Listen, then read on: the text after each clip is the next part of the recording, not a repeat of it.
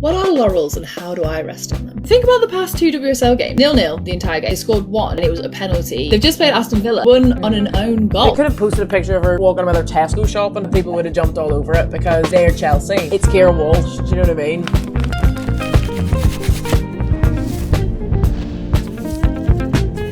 It's a really new shirt, by the way. Finishing school. Yeah, some bird got me this. Oh. Well, I hope she's nice. Yes, Ali, we went away to Belfast for the weekend, which is where I'm from, which probably nobody could ever guess because I never ever talk about it. No idea. And Ali surprised me with another little Northern Ireland shirt for the collection, which I'm very pleased about. Do you know what it's a little retro, a little Umbro. I always no like idea. I'll have to look it up. Like the England Umbro one, I like that one too. Okay, right. Do you want to go? Half the pitch? Half the pitch. Okay, so we've had the closure of the transfer window, which means lots and lots of comings and goings, especially in the very last day, because why would you not leave it to the very last minute to make some major announcements? So, of course, we can't go without saying about Keira Walsh. Like, I feel like everybody in the soccer community was like, we saw it coming. Like, we saw her making a move. There was rumblings of her making a move at the end of the summer transfer window. But the move being to Chelsea, I don't know whether it was, naivety. I didn't see it coming. I thought, no, she's not going to leave Barcelona.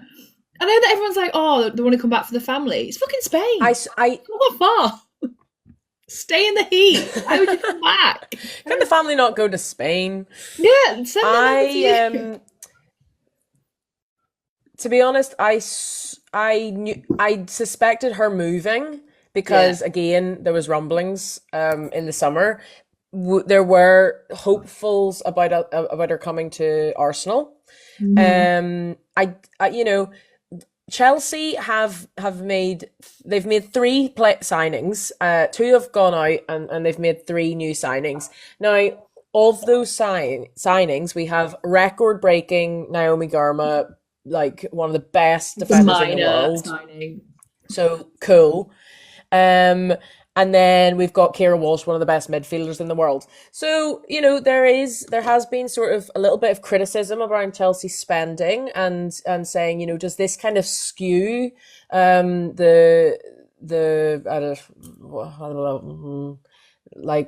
it make it skew it that Chelsea have so much? Yeah, exactly. Yeah. That Chelsea have so much money to spend, and now, like, to be honest, we were talking about it on Wednesday at the match that I definitely wasn't at, that now, like, I kind of just expect Chelsea to win. I expect them to win the Champions League. I expect them to win the Sub-E Cup. I expect them to win the FA Cup, and I expect them to win the league.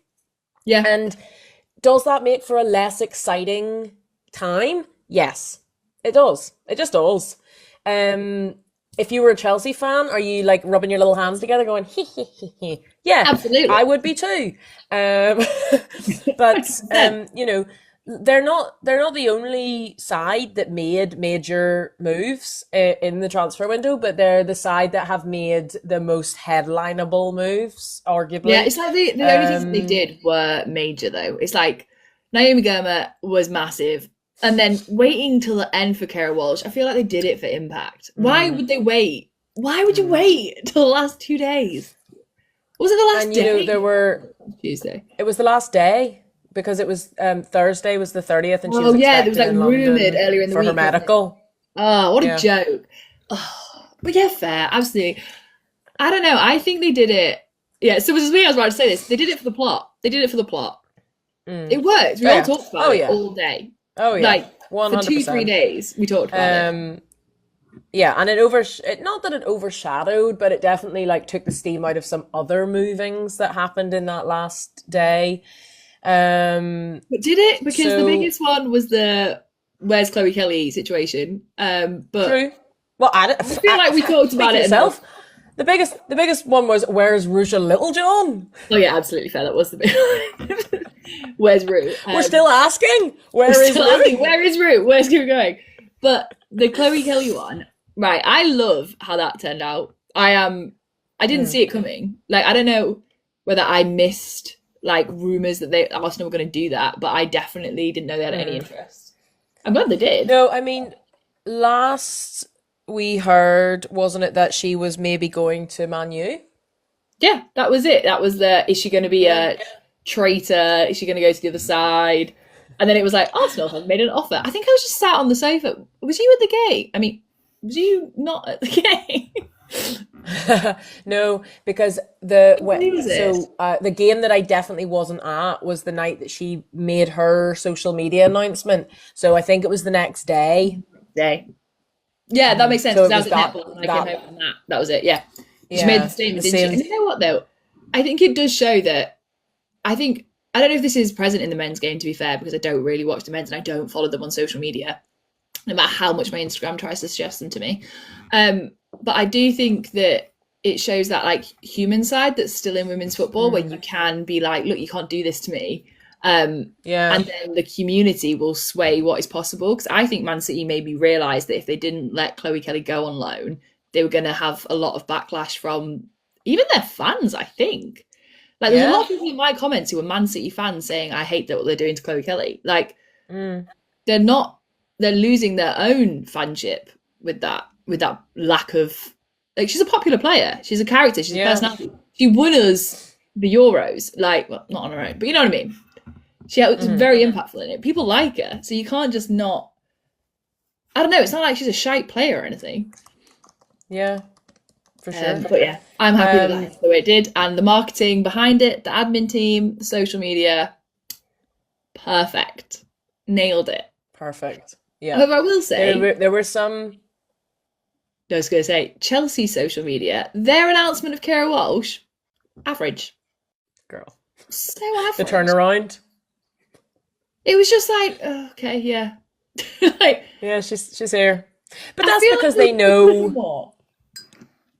That's because they know that they really don't have to do anything. They could have posted a picture of her walking about her Tesco shopping, and people would have jumped all over it because they're Chelsea.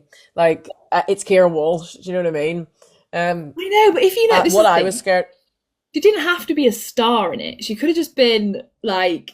They could have done like a reel clip, a highlight reel of Keira Walsh, and then had it like just appear at the end. But just the whole silence of it and like the stillness, I was like, pop off sis. And sis in this is Chelsea, do nothing. Like, yeah. Well, I mean, I don't know if that's so much a Chelsea thing and a more Keira Walsh thing, because every photo I ever see of that girl, I'm like, do you like your job?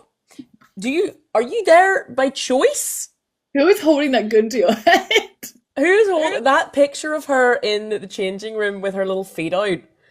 I thought, girl. The little piggies on show.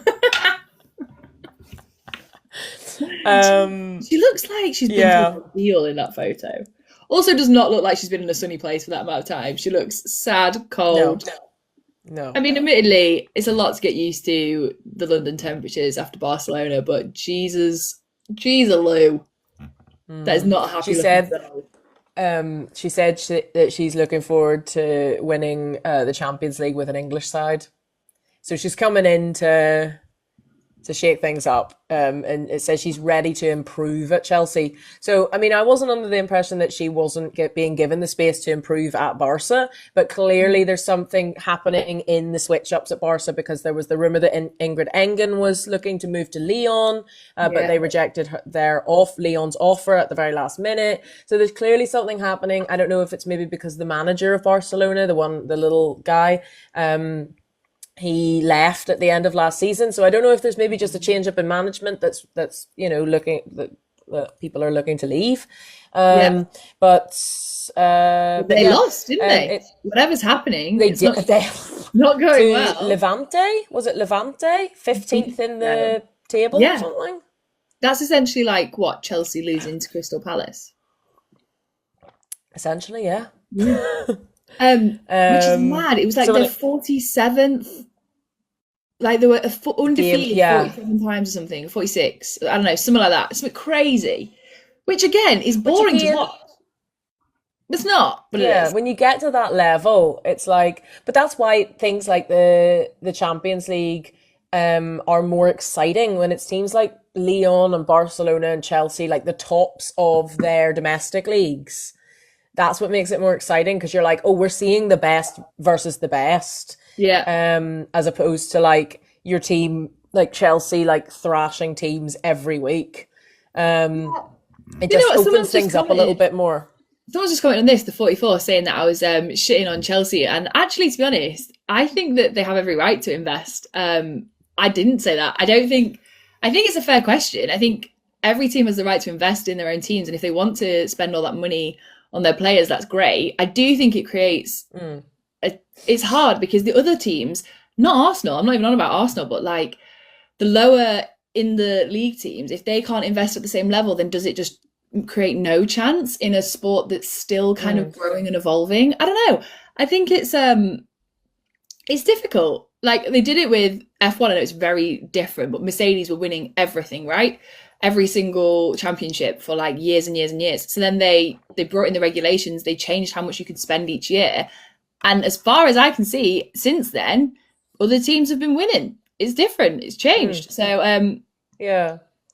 Well, yeah, exactly. It opens it up. It keeps it fresher. It allows for other teams to develop more because a lot of that money goes into development as well, right? It's not just about like who you can buy in. Like you could buy in the best player in the world, and if they don't gel with your squad, if they don't play in the style that your squad plays in or the formation that works, then it's going to be a bit of a useless spend. So it's all about that development as well, and particularly what we're interested in seeing happening is that money being put into the grassroots development, right? So we're going to talk about a player in a little bit who came up through the Arsenal Academy and looking at how then that sort of like teams like that, teams like Chelsea, teams like Arsenal being able to put money into their development squads, put money into their, and we know that Arsenal have at least four of their younger players out on loan to other teams now to develop them, to get them better so that they can come back into Arsenal and hopefully into the first squad and have some real like homegrown players, which is great to see. But yeah, it is like fair dues to Chelsea. You got your coin, you spend it how you like. Spend it, sis. and that's that on that. In other news, we've got Zecira Musovic, pregnant. Congratulations to her. Pregnant. I thought that I was breaking news to you, but clearly that happened when I was having my nap, and you were already all over that, making a video about it. And I woke up and was like, "Oh, this is happening." And you were like, "Yeah, I know." I've literally been in and out of the room. So congratulations. And now it makes more, well, I don't know if it makes more sense, but it makes sense now that Chelsea also made a keeper signing for, I think it was a 3.5 year deal for Liefting. So that makes a little bit more sense. Obviously, they knew in the background. Yeah, she's quite young now. The new signing. She is quite young. How young is she? She looks young. She looks like literally one of my like 13-year-olds. Oh, she's 20. And she's from the Netherlands. But she looks like she has a sort of like not to be stereotypical, but she has a Netherlands baby face, the way sometimes Miedema and like Kirsten Kaspraj has like a little bit of like a kind of baby, like they look like they're older, but they have a baby face. Miedema's got one of them faces that if I didn't know her age, I wouldn't be able to place her. Yeah, I'd be like, is she a child? Is she a very tall child? Or, you know? Yeah, she's just got an ageless face, but it's not like a young face. But it's not like, it's just ageless. No. Look it out. It's hard to pin down. Yeah. It's hard to pin down. Salma said like, DVD is a baby face. Like myself. A lot of baby faces. In the Netherlands. Yeah, just like you know. Yeah. When we were I don't think anybody. And you didn't get ID'd when you walked in that bar, and you were like, "Oh, I'm 32." Before we left, and you were like, you got your ID. I was like, I don't think I'm going to need it, babe. Didn't get ID'd in the tattoo parlor either. No, well, I think no. No. I think you need to be. Is it 16 to get a tattoo, or is it 18? I don't know. Maybe it's like, well, I know it's like 16 to get piercing, but you have to have a I parent think it with is you. 18 actually. 18 for a tattoo. I feel. Because piercings, you can always pull it out. You pull it out and it'll heal. Lawrence is 18. It's 18. Yeah, true. Bit hard to get rid of a tattoo, but Very painful process. um, Interesting. Right. Controversial opinion. Sam has put this. Controversial opinion. I don't think Sonia is as good as we all thought she was. It's showing. Discuss. whoa, cracks showing. We wonder. I don't know. I think Chelsea. I think they have to at some point. Something's got to give, right? They can't be fantastic forever. And I think what's going to give is in the Champions League. I think that Well, once those games, the game they just had.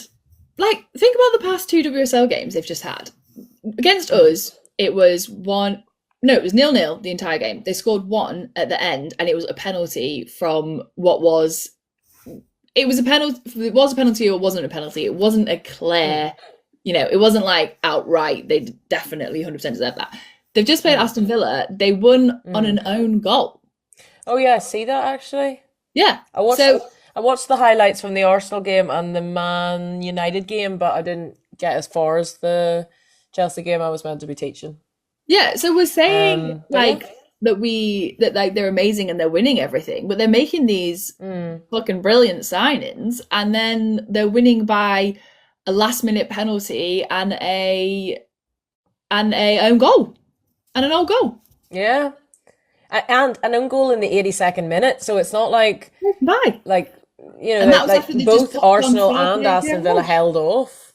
Yeah, true. So maybe And something is like Sam's just said, they've clearly got all the good players, but maybe she's put this up, but maybe they haven't got the tactical management to use all the good players. I don't know. I'm not technically minded enough to be able to know that kind of stuff, but that's what I would think looking at it. If they're like, how can you have talent like that and then not be like destroying? Yeah. I mean, I guess you got to look at, I suppose what Chelsea have to do is trust the figures, like trust that they've got Sonia Bompastor, who's come from Lyon, who have crushed it in the French league and the Champions League. I mean, I know Barcelona won it last year, but before that, they are still the all-time record holders for the Champions League. So I guess that maybe Chelsea are maybe they're resting on their laurels a little too much right now, and they want to be careful because some other teams might come out and surprise them. What are laurels and how do I rest on them? Laurels are like a laurel leaf, like the symbol in Roman times. No. You'd know it, like it's on like the inscriptions for Caesar. They're like little laurels, and they used to be given to the athletes at the Olympics when they would win like the stuff. Yeah. So resting on your laurels means being content with your past accomplishments and not being willing to improve because you're like, I'm the best. The laurel's a symbol of victory, so you're like, I do not want to be resting on my laurel. Oh, but it means I have some victory to rest on. Oh, what a double-edged sword. Maybe I do. Oh, Brose has put Fred Perry. And that I know. Fred Perry, yeah, indeed. I didn't even think of that. So resting on their laurels at the top of the table are Chelsea, followed close behind by Man U and Arsenal. So there's still an exciting amount of games left to play in the league. So we shall see what happens.